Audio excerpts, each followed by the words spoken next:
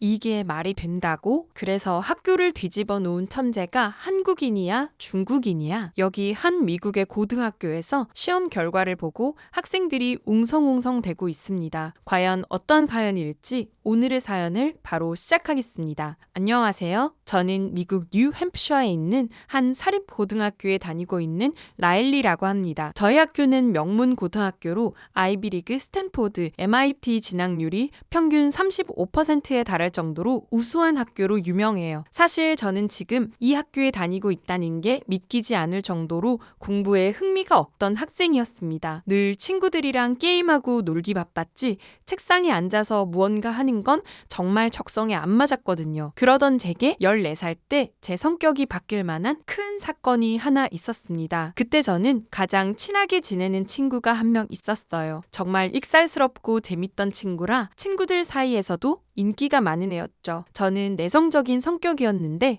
그 친구와 단짝이 되면서 성격도 많이 밝아지고 외향적으로 변하기도 했어요. 저희 둘은 영혼의 단짝처럼 꼭 붙어 다니며 모든 걸 함께하는 사이였습니다. 그런데 어느 날 부모님께서 믿기 어려운 말을 하셨습니다. 그 친구가 갑자기 쓰러져 병원에 입원했다는 거예요. 처음엔 가벼운 빈혈이나 작은 사고가 났겠거니 했는데 알고 봤더니 친구는 암에 걸렸습니다. 그때 친구 병문안에 가서 얼마나 충격을 받았는지 모르겠어요. 고작 14살밖에 안 된 조그만 여자아이가 온갖 장비를 끼고 누워있는데 갑자기 모든 게 허무해졌습니다. 얼마 전까지만 해도 저와 자전거를 타며 아무 걱정 없이 놀던 친구였는데 혹시 친구가 죽을 수도 있다는 생각이 들었고 그 일은 제게 큰 충격으로 다가왔어요. 그땐 너무 슬퍼 학교에도 가지 않고 일주일을 방에 틀어박혀 있을 정도로 심한 우울증을 앓았습니다. 노는 것도 게임하는 것도 다 무의미하게 느껴졌죠. 친구가 아프고 나서 저는 다시 어두운 성격으로 변했어요. 마지막으로 면회 갔을 때 친구가 제게 네가 의사가 돼서 내 병 나중에 고쳐줘 라며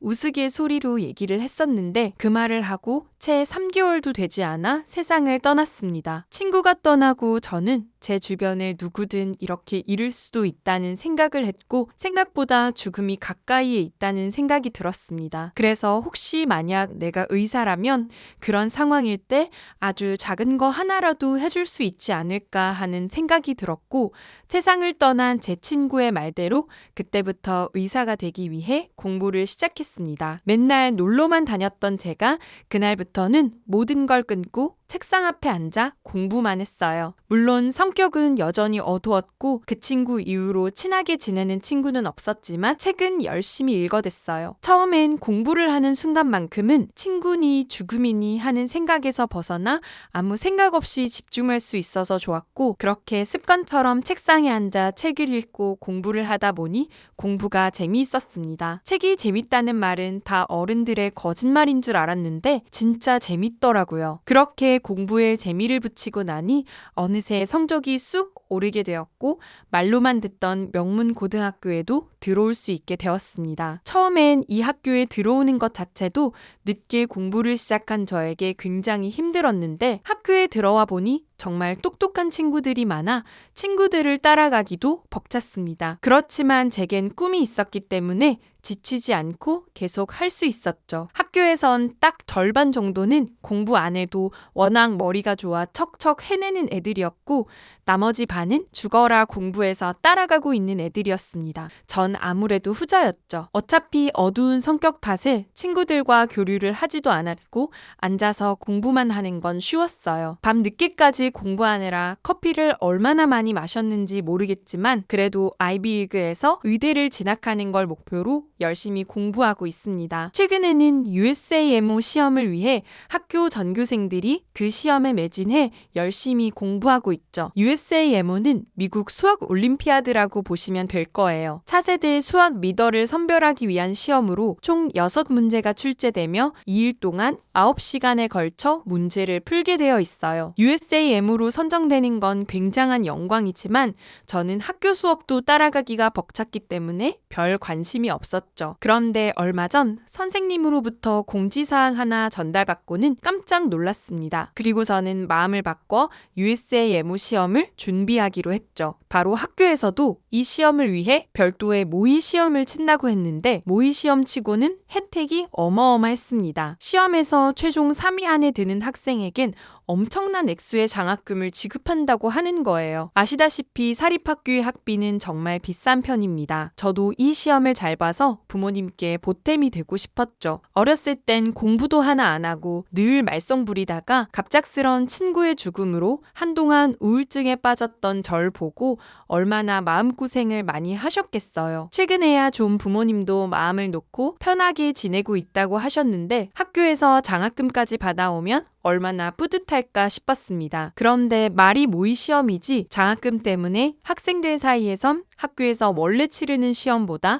더 관심이 많았습니다. 너도 나도 이 시험을 잘 봐야겠다고 평소보다 공부 시간을 늘려 학교 도서관이 북적거렸습니다. 과연 내가 될까 걱정되면서도 부모님을 생각해서 더 열심히 공부했어요. 드디어 첫 1차 시험날 평소보다 훨씬 긴장하며 시험을 치렀습니다. 1차 시험을 치고 30%가 2차 시험에 응시할 수 있었습니다. 말이 30%지 이렇게 공부 잘하는 아이들 사이에서 절반에 드는 것도 굉장히 어려운 일인데 30% 안에 들어야 하다니 발표날까지 긴장을 늦출 수 없었습니다. 드디어 결과 발표날 조마조마하며 결과를 기다리는데 기적적으로 저도 등수 안에 들어 2차 시험에 응시할 수 있었습니다. 그런데 1차 시험 발표 후 학생들 사이에선 엄청난 소문이 하나 돌았습니다. 괴물 같은 실력의 동양인이 1등을 차지했는데 2등과 점수 차이가 어마어마하다고 했죠. 이번 문제는 선생님들이 일주일간 고심하며 만든 문제라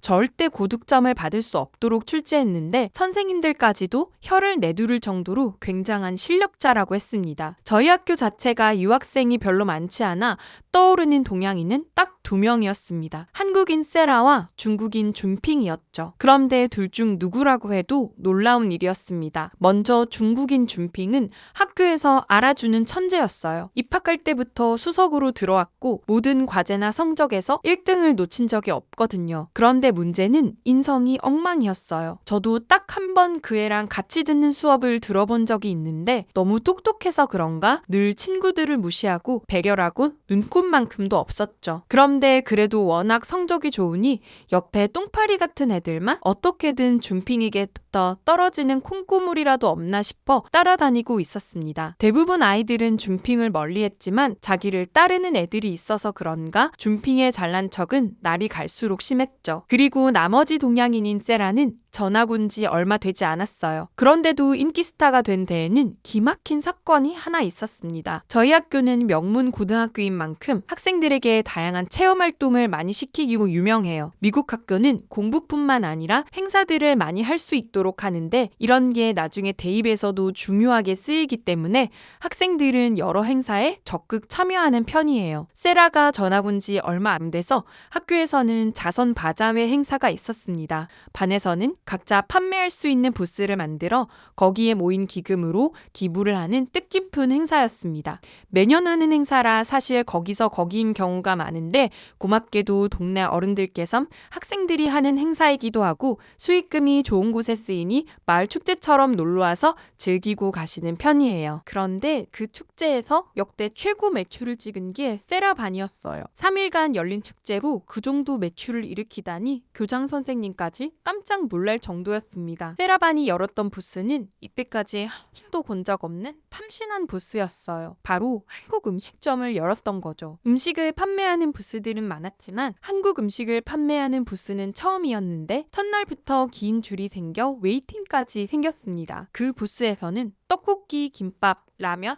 순대 이렇게 팔았는데 심지어 부스 운영을 해야 하는 다른 반 친구들까지도 그 반에 몰래 줄을 서기도 했어요. 저희 부모님도 가보시고는 순대는 처음 먹어봤는데 쫄깃하니 떡볶이랑 정말 잘 어울리더라고 하시며 배가 불렀지만 모든 메뉴를 다 시켜서 맛봤다고 하셨어요. 아무튼 그 모든 아이디어는 세라가 냈었고 음식뿐 아니라 부스에서 흘러나오는 K-팝부터 부스 디자인까지 전부 책임지고 운영했다고 했습니다. 이걸 처음 해보는 학생이 만든 게 맞는 건가 싶을 정도로 완벽한 부스였죠. 아무튼 그 일이 있은 후로 세라는 학교에서 인기 스타가 되었어요. 세라는 저를 모르지만 학교 학생이라면 모두 세라를 알고 있죠. 물론 세라가 부스를 선봉적으로 운영하긴 했지만 설마 이번 모의 시험까지 1등을 했을까 싶어 대부분 친구들은 중국인 균핑이 아마 1등일 거라 예측했습니다. 그런데 결과가 발표난 다음날 학교에서 이상한 공지가 하나 내려왔습니다. 갑자기 대회 규정이 바뀌어 계산기를 사용할 수 있게 되었습니다. 원래는 미국 학교에선 선생님에 따라 계산기를 사용할 수 있게 하는 경우가 많은데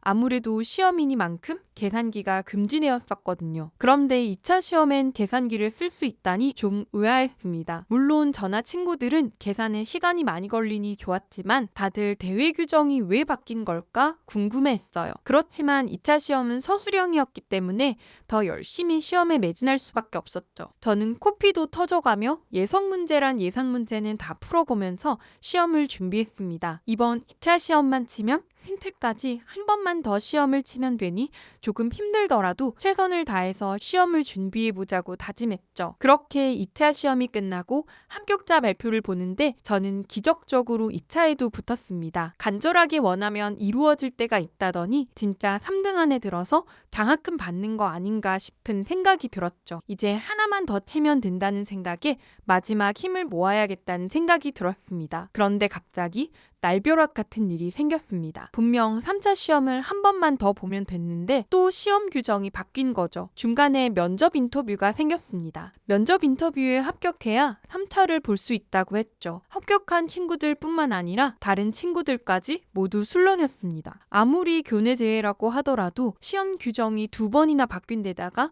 면접까지 봐야 하다니 말도 안 된다고 생각했습니다. 여기저기서 불만이 터져 나왔지만 어쩌겠어요. 불만하고 있을 순간에 조금이라도 더 공부해야 한다고 생각하고 도서관으로 향했습니다. 수학 관련된 내용을 말로 설명해야 하니 요구하는 수준이나 단어가 생소해 저도 따로 외워야 하는 것들이 좀 있었죠. 그런데 생각해보니 균핑이나 세라한테는 훨씬 더 어렵지 않을까 싶었습니다. 도서관 열람실에 자리를 잡으려 둘러보는데 저는 의외의 인물을 발견했습니다. 세라가 앉아서 공부하고 있었던 거죠. 세라도 면접 준비를 하기 위해 공부하고 있나 보다 했습니다. 왠지 저는 그 애가 궁금해 세라 앞에 다리를 잡고 공부할 준비를 했어요. 그런데 이제 막 볼펜을 쓰려는데 저는 정말 난처해졌습니다. 볼펜이 안 나오는 거예요. 그동안 빽빽하게 공책을 다 채워 문제를 풀었더니 볼펜 다 쓴 줄도 모르고 왔던 거죠. 그런데 다른 필기구가 보이지 않아 허둥지둥 가방을 뒤졌습니다. 그러자 앞에 있던 세라가 제게 펜 하나를 훌쩍 건네고는 웃어주었어요. 저랑 잘 모르는 사이인데도 눈치껏 자기 물건을 빌려주다니 고마운 마음이 들었습니다. 그렇게 세라에게 펜을 빌려 저도 공부에 집중했. 세라에게 고마워 음료수라도 사줘야겠다 생각하고는 세라가 엉덩이를 떼고 밖으로 나가면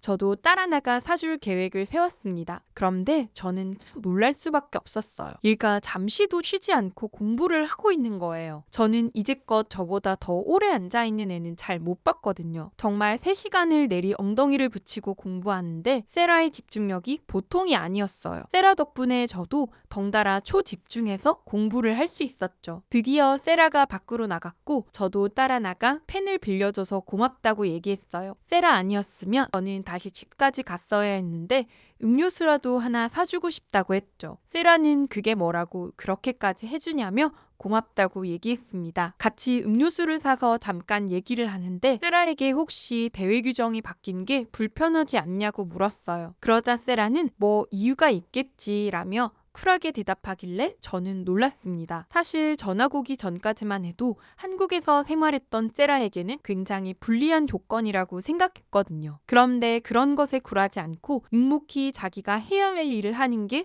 좀 멋있다고 느꼈죠. 그렇게 세라와 대화하고 함께 늦게까지 공부하고 헤어졌어요. 집으로 돌아오는 길에 세라와 했던 대화를 떠올렸습니다. 사실 다른 친구와 이야기하는 건 되게 실로 오랜만이었어요. 제 친한 친구가 그렇게 되고 나서 나서부터 저는 공부만 하고 다른 친구와 대화다운 대화를 해본 적이 없거든요. 처음엔 누군가와 친하게 되면 그 친구를 잃어버리는 것만 같아 다른 친구와 가까이 할 수 없었습니다. 그게 익숙해지니 점차 친구들도 저와 거리를 두었고 저도 딱히 친구를 만들어야겠다는 생각을 하지 않았어요. 그런데 오늘 세라 덕분에 도서관에서 지치지 않고 공부할 수 있었다는 생각이 들었습니다. 세라가 열심히 하는 모습을 보면서 저도 따라 열심히 할 수 있었고 세라와 함께 음료수를 마시며 기분 전환을 할 수 있었어요. 함께 마음을 나눈 친구가 생긴다는 건 이렇게 좋은 일이었는데 그동안 제가 스스로를 너무 외롭게 만들었나 싶은 생각이 들었죠. 세라는 참 따뜻하고 좋은 아이여서 친하게 지낼 수 있으면 좋겠다고 생각했습니다. 그렇게 3차 시험을 치르기 전 말도 안 되는 규정 변경으로 면접 시험을 보게 되었습니다. 저와 같이 면접을 보는 팀 중에는 줌핑도 있었죠. 면접은 4명이 동시에 같은 문제 2개를 받고 답변을 구상할 시간이 10분 주어진 후 면접관인 선생님들 앞에서 문제에 대한 질의응답을 하는 형식이었습니다.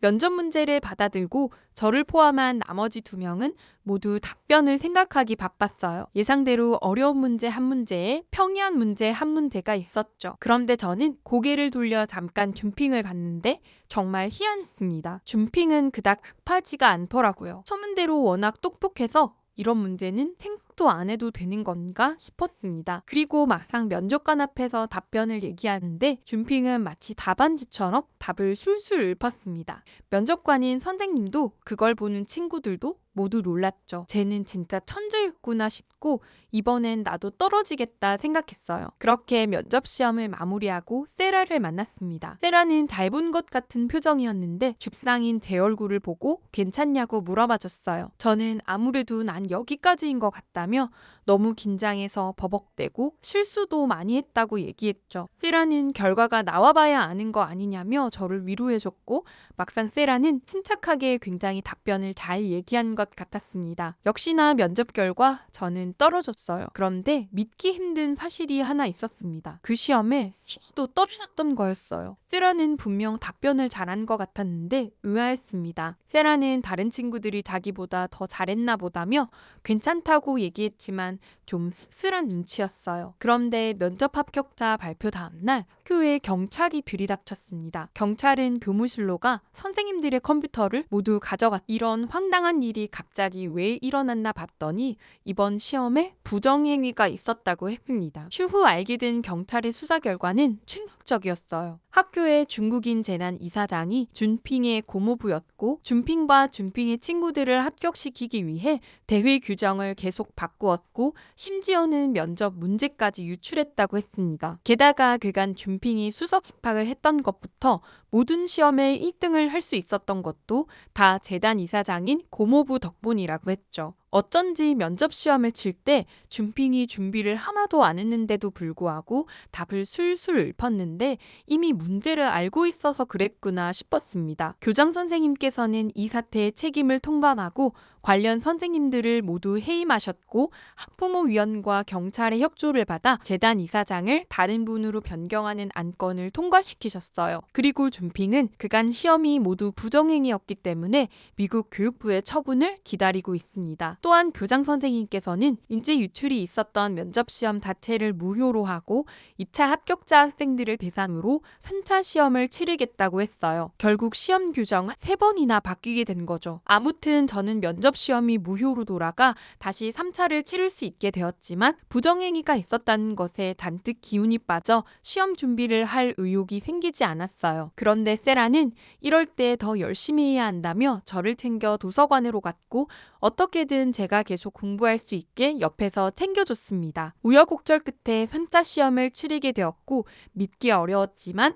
저는 최종 3인이 들 수 있었어요. 물론 세라도 말이죠. 알고 봤더니 1차 시험 끝나고 고득점으로 통과한 동양인이 세라였더라고요. 선생님들은 공정성을 위해 시험이 다 끝나고 나서야 말씀해 주셨어요. 세라는 정말 대단한 친구라고 생각했죠. 그렇게 학교에서 장학금을 받게 되어 저희 부모님께 말씀드렸더니 부모님은 은둔형 외톨이처럼 집에 박혀 우울하게 지냈던 제가 학교에 잘 다니는 것도 고마운 일인데 장학금까지 받아오다니 정말 기특하다며 눈물을 흘리셨어요. 저도 죄송하고 감사한 마음에 앞으로 그럴 일 없을 거라며 친한 친구도 생겼다고 했죠. 부모님께서는 되게 친한 친구가 생겼다는 말에 더 놀라신 듯 했어요. 그간 늘 혼자 공부만 하던 제가 안쓰러웠는데 정말 축하한다며 언제 한번 친구를 집에 초대하라고 했. 안 그래도 저는 시험 끝난 기념으로 세라 집으로 가기로 되어 있었는데 그 후에 초대하겠다고 말씀드렸어요. 세라 집으로 놀러 가기로 한 날 아침 저는 현관문을 보고 깜짝 놀랐습니다.